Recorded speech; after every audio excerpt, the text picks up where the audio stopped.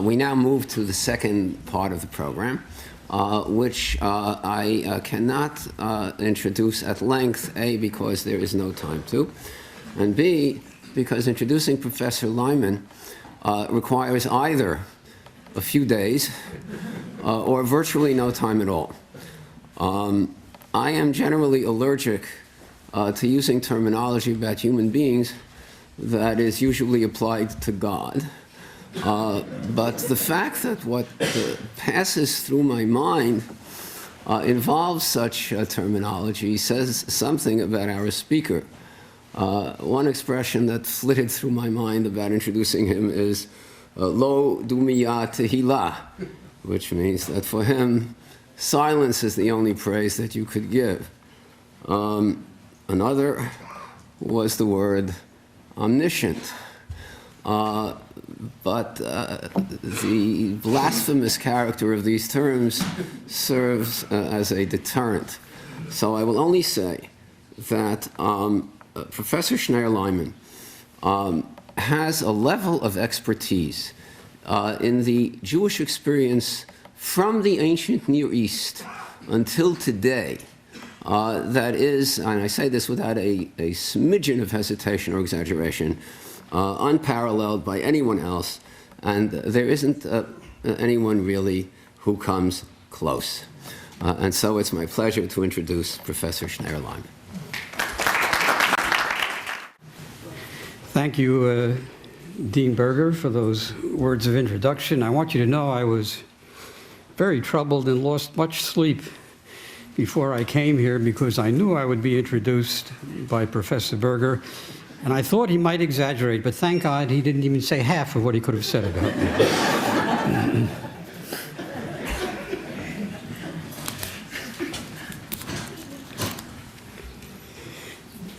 Dean Berger, Associate Dean Mordechai Cohen, members of the Manischewitz family, Morai v'Rabotai. And if the Mara de Atra is present, Birshut, Mara de Atra, Harava Chashuv, Rabbi Przansky. It is a privilege to present this lecture in memory of Mrs. Esther Manischewitz, a disciple of Nechama Leibowitz and a distinguished educator in her own right, as we heard. And in many ways, I hope this presentation that you are about to hear is also about her.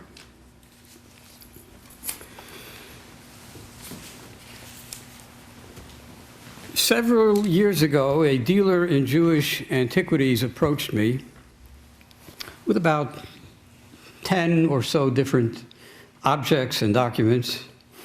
I dismissed 9 of them almost immediately, and one, of course, caught my eye.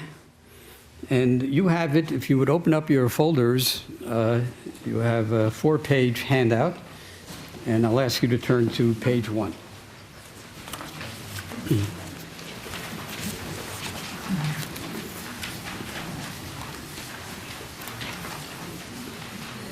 And page 1 presents a copy of the document that I saw and the one that I acquired. Look at it carefully. As you can see, it's a printed letterhead, blue on cream paper, and printed in Vilna in 1940. It's dated Vasario, which is February, so it's February 14, 1940. And I have the original document with me.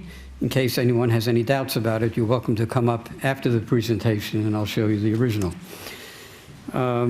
This is quite an incredible document. So let's look at it a little more closely and get a sense of what it's about. We can all read the Hebrew, or most of us can. Upper right-hand corner, it says Beit Ulpana Rabtai Yeshivat Marsha. So this is a yeshiva, the yeshiva of the Marsha. Marsha is a name that's familiar to most of us. Moreinu Harav Shmuel Edels, one of the great Gedolim and Gaonim of the 17th century. He died in 1631. And he was chief rabbi of Ostra sometimes pronounced Ostrog, often part of Poland, sometimes part of Russia. In the period that he was there, it was part of Greater Poland. Later periods, and today it is in Ukraine. So there was such a yeshiva, and then it says in smaller Hebrew, Meostra ka'et bevilna lita. And this yeshiva now is found in Vilna, the capital of Lithuania. We look at the left side of the top of the page. We see two names of rabbis. So for the moment, we'll simply, and of course the names are written in Lithuanian, so it's Rabbinas J. Berekovicius and Rabbinas DJ Chazanovicius, also in Vilna. It's a good guess that these were the two heads of the yeshiva, the two Roshei Yeshiva. In the middle, in Lithuanian, you have the equivalent of the Hebrew on the right. This is the Rabbinic Seminary of Ostra, known as the Rabbinic Seminary of the Yeshiva of the Marshu, again in Vilna. Aside from the date, the document itself, if you look at it, is basically a certificate. It's an ID form, if you like, attesting to the party's right of residence in Vilnius. This is a yeshiva bacher. The name is David Safran, and it is signed by one of the two Rosh Yeshivas, as you can see, Rabbinas Chazanovicius, here DJ Chazanovicius, saying that this is a member of our yeshiva and therefore he has a right of residence in Vilna. So it's a simple document, but as we shall see, it's a very, very significant document. I bought it because it was clear to me immediately this is a treasure. It may be the last remaining record of a yeshiva that functioned in Vilna in the year 1940. A yeshiva that was destroyed in the Holocaust. On August 23, 1939, the Molotov-Ribbentrop Pact was signed. Ostensibly, it was a non-aggression pact agreed to by Stalin and Hitler. Secretly, it was a pact between Stalin and Hitler that divided Eastern Europe between the two of them. And it divided Eastern Europe into two spheres. Everything east of the Wisla and the Bug rivers would belong to Stalin, and everything west of those two rivers would belong to Hitler. Independent Poland no longer existed. And on September 1, 1939, as we all know, Hitler invaded Poland to take the land that now belonged to him. Jewish life in Poland ceased to exist. And Jews began to run in every direction. And we have eyewitness accounts of how Jews met on bridges near Warsaw. The Jews who were the eastern part of Poland, now belonging to Stalin, were running westward to get away from Stalin. The Jews who were in the western part of Poland were now running eastward to get away from Hitler. There was nowhere to run. A small miracle occurred, and in October of 1939, Stalin created an independent state of Lithuania. There had been an independent state of Lithuania between World War I and World War II, with Kovna as its capital, but the eastern portion of Lithuania belonged to Poland between the wars. But now Stalin announced that he was not going to keep that land for himself. He's creating an independent country with Vilna as its capital. And so from October 1939 until May 1940, when Stalin changed his mind and invaded Lithuania, Lithuania was an independent state. And this created an 8-month window of opportunity for Jews.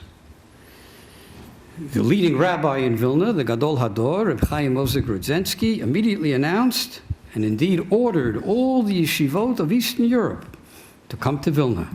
All those Yeshivot, like Yeshivat Chachmei Lublin, Mir, Slonim, and so on and so forth, and indeed, they moved to Vilna. So I'm going to ask you now to turn to the second page of the 2 pages the second page of the handout. And what you see is a copy of a wonderful document that's been preserved. It is now in YIVO, the original is in YIVO in New York. A list of 23 yeshivot that escaped and made their way to Vilna. You can see at the first line that a total of 2,336 yeshiva students made their way to Vilna, representing 23 different yeshivot. Then you have a list of the yeshivos, and you can see Yeshivat Mir, Yeshivat Kletsk, which today, of course, is known as Lakewood Yeshiva, Kamenitz, Radin, and the list goes on and on. And in the middle of the page, underlined for you, Yeshivat Ostra, the Yeshiva of Ostra, that's the name that appears on our document on page 1. Nishara Vilna, remained in Vilna. 57 Talmud, 57 students from that yeshiva made their way to Vilna and were in Vilna.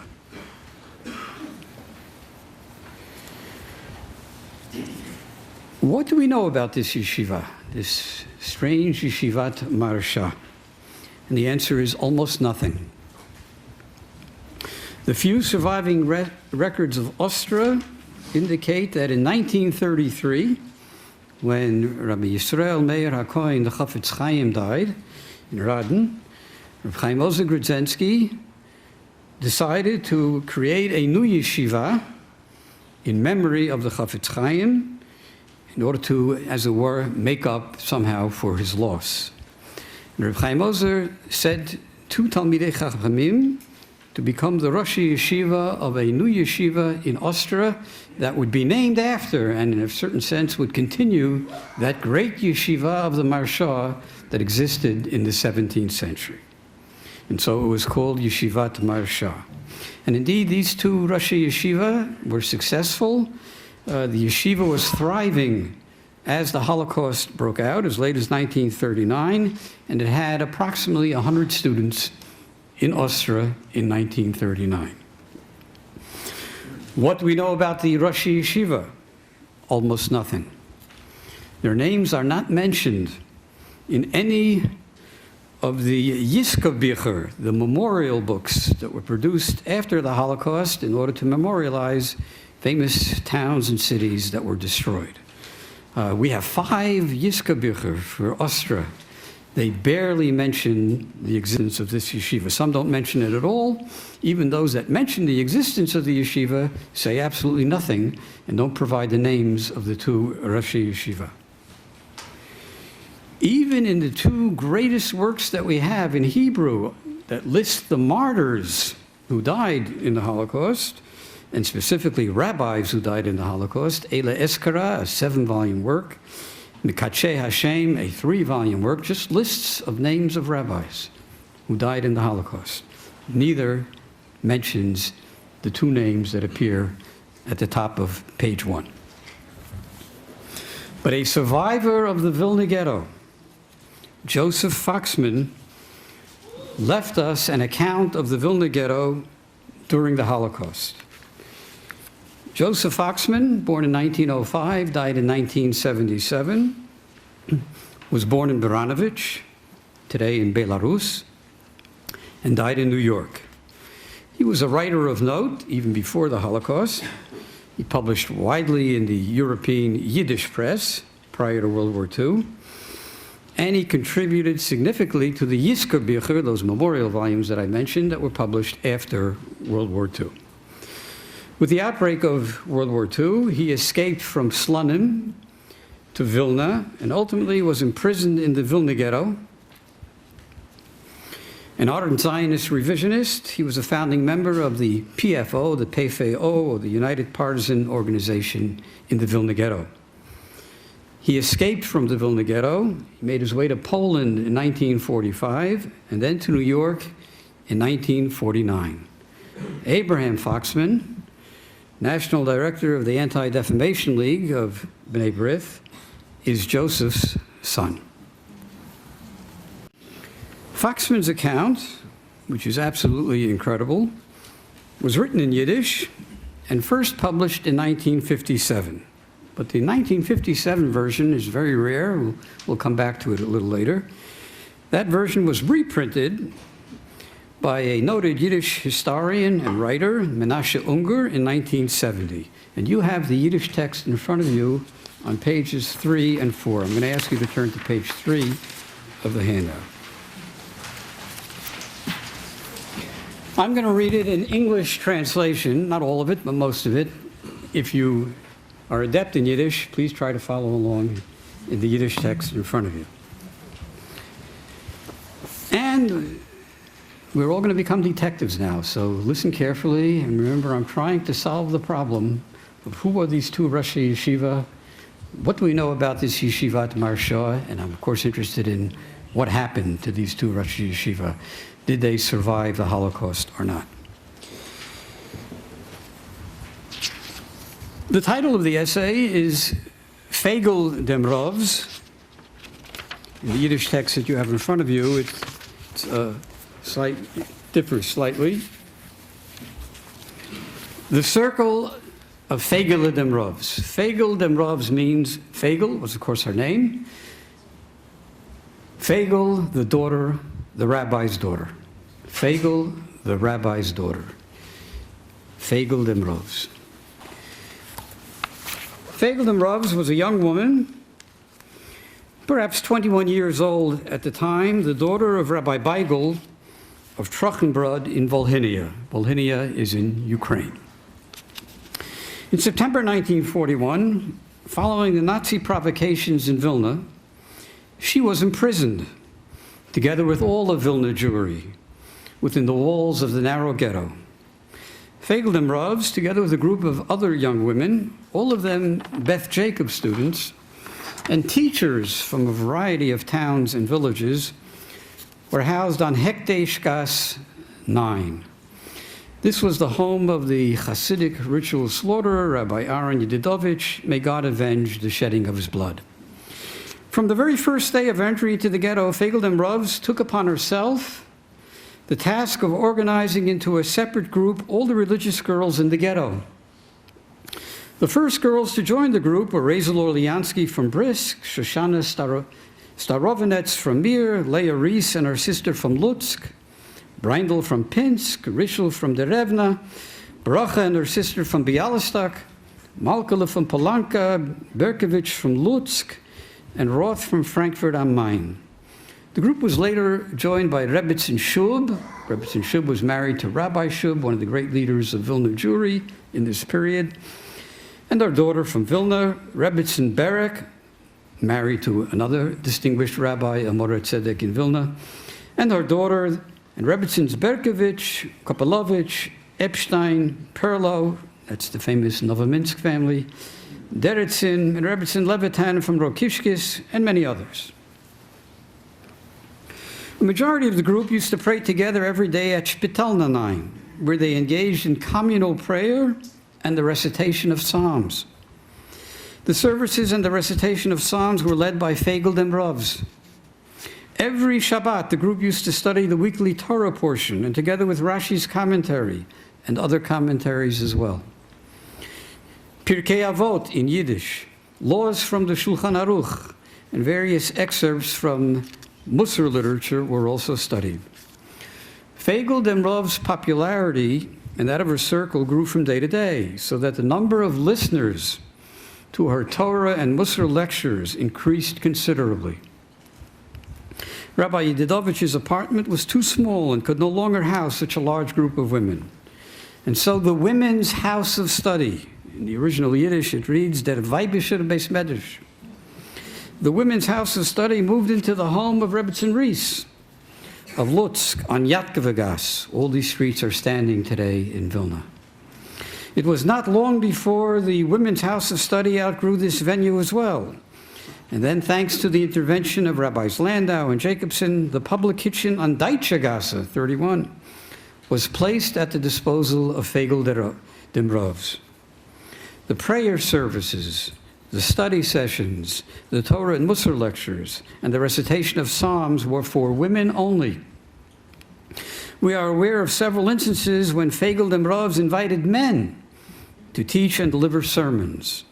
One such invited guest was Rabbi Yaakov Zeldin, one of the great Musar exponents in pre-war Poland. A lecture on the topic Shabbat the cornerstone and foundation of Yiddishkeit, was delivered to the women's group by the young religious poet Chaim Semiatitsky. May God avenge the shedding of his blood. A short Musar homily was presented by Yossel Bialystoker. Shalom Shub lectured on Kiddush Hashem. The male presenters were always introduced by Fagel and Rovs.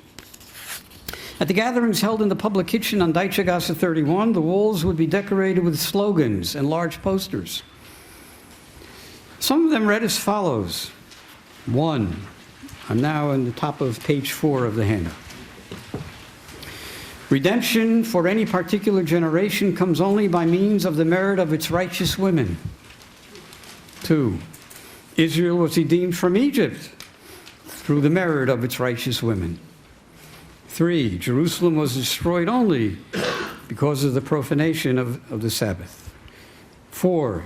Kedoshim Tiyu, be holy. 5. Watch over the Sabbath, and the Sabbath will watch over you. This is a very beautiful phrase. It's a wonderful adage. Many of us know it from Achad Ha'am. His formulation was, Yoter mishi Yisrael shamru et ha-Shabbat, shamra ha-Shabbat otam. But Fagel's formulation goes back to the 17th century when it first appeared in Jewish literature. I'm skipping a little bit of the complete Yiddish text. When despair and demoralization prevailed inside the walls of the ghetto, Fagel and Rovs taught the young and forlorn Jewish daughters how to preserve the ancient and holy Jewish values of honesty, integrity, modesty, purity, and morality. Third paragraph on page 4. On a bright and beautiful summer day in September of 1943, Fagel and Rovs and her followers, heroes of holiness and of passive resistance, were driven by the bayonets of Nazi criminals, Ukrainians, and Lithuanians to the selection place in Vilna. Part of the group was ordered to the left. Fagel and Rovs and the larger portion of the group of her closest friends were ordered to the right, which meant they were designated for life. In wagon trains, they were sent on their way to Riga. In July of 1944, when the Soviet army reached Latvia, the vast majority of Jews who had been incarcerated in the 20 Latvian concentration camps were transferred by the Nazis to the infamous concentration camp in Stutthof, near Danzig. Fagel and Rovs of Trochenbrodt, together with many of her devoted friends, were among those who were transferred to Stutthof. So she survived as late as July 1944, and she was now in Stutthof. Only 2 of the women survived.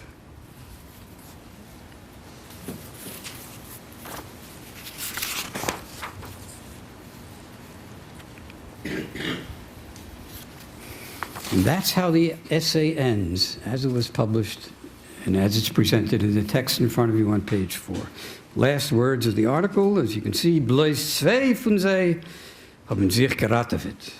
Only 2 of the women survived, but no indication which women survived.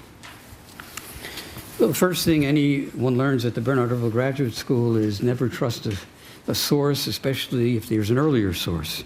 You always have to go back to the original. So I already told you that while this was published by Unger in 1970, but there was an earlier version published by Foxman in 1957. And Unger shortened the essay a little bit, left out the last few lines. So at the bottom of page 4, I present for you the lines that were omitted, the last lines. You can see I put a little arrow at the end of passage 3 on page 4 where it says, Ahin is euch übergeführt, so also transferred to Stuttgart was Fagel and Rovs. Now let's read what it really said in the original account. I'll read the last line. Nur 2 von sie haben sich gerettet. I'll read it in Yiddish and then translate it. Die Rebbetzin Berkowitz und ihr Tochter, welche sind jetzt in Israel. Alle Übrige sind umgekommen von Hunger und verschiedene Krankheiten. Only 2 of the women survived, Rebbetzin Berkovich and her daughter. If you look earlier in the passage, you'll see listed among the many people who attended the lectures was Rebbetzin Berkovich, who are now in Israel. The article, the essay, was written in 1957. The state of Israel now exists. All the others died from starvation and other diseases. Fagel dem Ravs died from typhus just prior to the liberation of Stutthof. Very, very sad.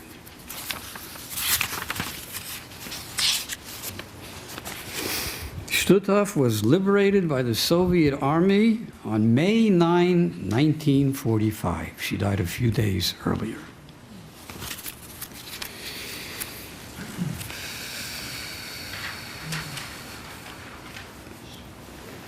So you're all wondering, how does this help us? Someone was alive, right? A Rebbetzin Berkovich was alive, who, and what were those 2 names on the document on page 1? What was one of the names? Rabbi Berkovich. So at least it suggested to me the possibility that there may be some relationship here. And what I also did at the same time that I was trying to solve this problem, this way, another way of trying to solve it was, well, here are the names of 2 rabbis, 2 distinguished Rosh Yeshiva. It's possible they wrote something. If I could find a Torah article that they wrote, if I can find a sefer that they wrote. So it's rather easy to make search once you have 2 names. Of course, I didn't have the full names. I only had initials. So if you look on page 1, and if you look at those initials, J. Berkovich, J could be who knows what, Yosef, Yaakov, Yitzchak. J could be anything that begins in Hebrew with a Y. And the same is true for DJ Chazanovich, who knows what it is, Don, David, any sorts of, many possibilities, both for the D and for the J. I tried everything. I'll try every possible permutation and combination to see if I can find a sefer by either one of these 2 people. And I struck gold. In 1938, a sefer was published in Bilgoraj, Poland.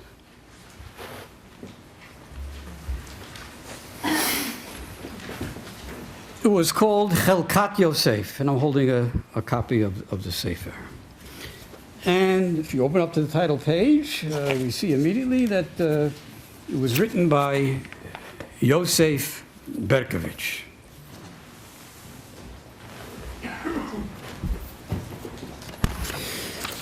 It's a very rare sefer. There are no copies in any of the great libraries of Judaica in New York. Almost all the original copies were destroyed in the Holocaust, not surprisingly. But 1 or 2 copies made their way to the land of Israel, Eretz Yisrael, and the volume has since been mechanically reproduced at least 9 times. And so I held up the sefer for you, and the sefer has an introduction, Bilgoraj, 1938. On the title page, in Polish it says, Rabbi Yosef Berkovich, so now I know that his name was Yosef. And in the introduction to by the author to this wonderful book of profound Divrei Torah, he was a very great London, he writes in the introduction, Gamata, Old Maleim, Hechelei Torah, even now in 1938, the yeshivos are crowded. All over Europe, Ki Yeshivat Mir HaMehulala, like the great Mir Yeshiva, then in Poland. Asher Sham Gudalti, Gamani, that's where I studied. Al Birkei Rabotai, Morei Olam, Vigam Yeshivatenu Yeshivat Marsha, and our yeshiva exists in 1938. The Yeshivat Marsha B'Ostrovolin, the yeshiva of Ostra in Volhynia. Asher anu shochnim ata betocha zachta liyot snif larayot. People learn Yom and Valayla, and he goes on to describe his yeshiva. 2 paragraphs later, he writes, V'hineni kovea bracha la'amiti gisi, and I have a special blessing reserved for my dear friend and brother-in-law, Harav Agon Reb David Chazanovich. My brother-in-law, Reb David Chazanovich. Shlita, הנושא איתי יחד את המסע הכבד של הישיבה בכל העניינים הרוחניים והכלכליים יברכהו השם. So we have the right person. We know his name. One is Rabbi Yosef Berkovitz. The other is Rabbi David Chazanovich. His full name was David Yosef Chazanovich, hence DJ Chazanovich. And there's a letter of recommendation, only one letter of recommendation, 1938, from none other than the Gadol Hador of Chaim Ozer Grudzinski. And it's worth reading just for a moment. Even for Reb Chaim Ozer Grudzinski, this moves beyond, in terms of exaggeration, what he ordinarily wrote in letters of recommendation. And he says, among other things, first of all, he addresses the Rosh Yeshiva, Hod Kvod Yedidi, Harav Hagon, Charifu Baki, Sinai V'Oker Harim, Kankan Chadash, Malay Yashan, Kvod Shem Tiftarto, Moreno Reb Yosef Berkovitz Shlita, Rosh Yeshiva, Beit Ulpana Yeshivat Marsha. And then in the letter itself, among other things, he says, I read your Chidushim, I read your book. Chidushim Yisharim Uni'imim Misanchei Lev, Svarot Nechonot V'Amukot, Haru'uyot L'Misha Amaram, Ru'uyim Lahalot Al Shulchan Melachim. That's quite beautiful praise from Reb Chaim Ozer to Rabbi Berkovitz. So we have identified the two rabbis in the letterhead. I still know nothing about their fate. In 1959, this rare book, which until then was not available, it was one or two copies, was reprinted. And I'm holding the 1959 copy of Chelkat Yosef, published in Bnei Brak, but it wasn't a photomechanical offset copy. It's beautiful resetting of all the type, which I don't know, wasn't really necessary. The first edition is perfectly clear, but reset the type at great expense, larger pages, larger print in Rashi script. Amazing. This was redone in 1959.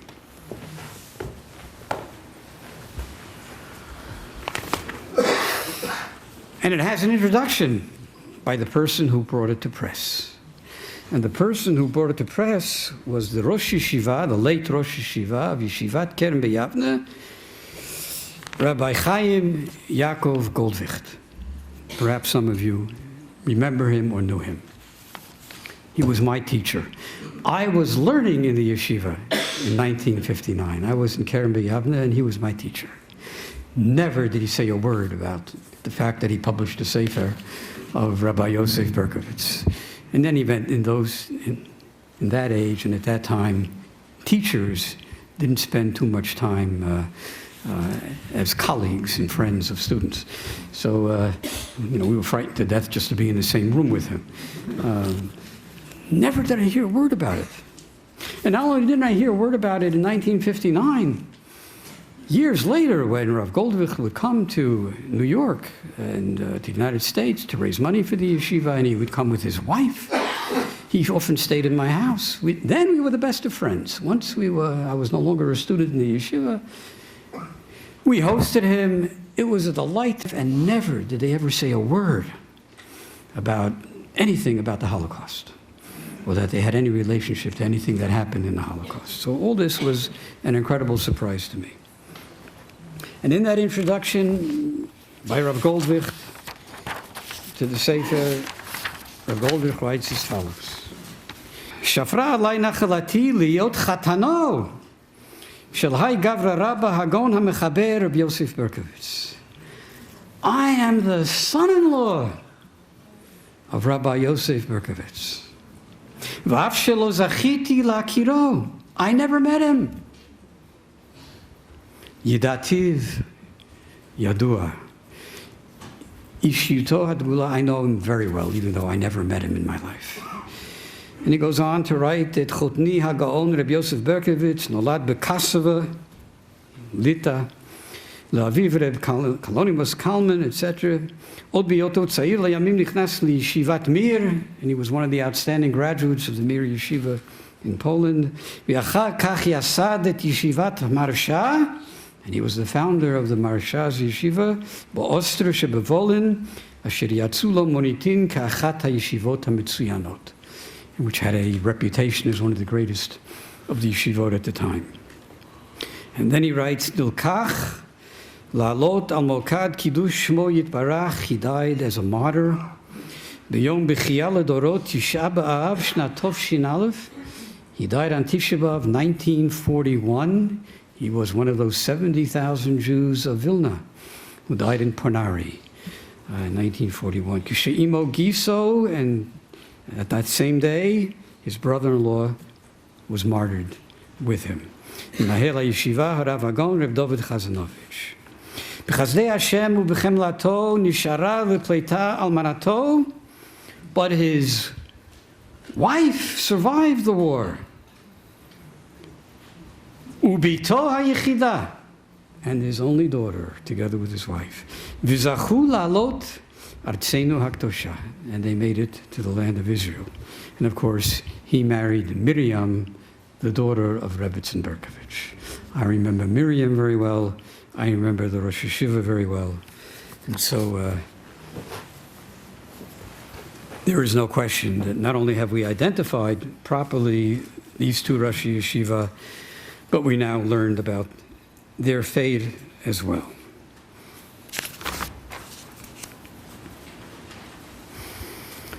The Nazis could maim and kill millions, but they could not extinguish the eternal light of Torah.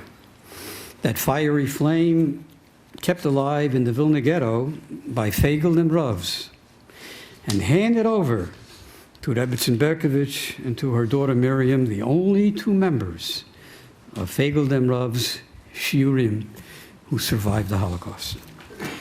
In turn, they brought that eternal flame, that fiery flame, to Eretz Yisrael, where it continues to glow in all its glory. Foxman's closing lines in the original essay read, and I'll read them first in Yiddish and then translate into English, and with that we close. Sollen die dosige Schures seiner Matzeve zu dem unbekannten Kever von dem heiliger idischer Tochter, welch hat andere gelernt, wie zu leben in Kiddush Hashem und wie zu sterben in Kiddush Hashem. Und ist allein mit der Kiddush Hashem tot gestorben. Soll ihr Andenk ewig heilig sein. May these lines serve as a tombstone for the unknown grave of a holy Jewish daughter who taught others how to live and die by sanctifying God's name, and who herself died sanctifying God's name. May her memory forever remain holy. Thank you very much.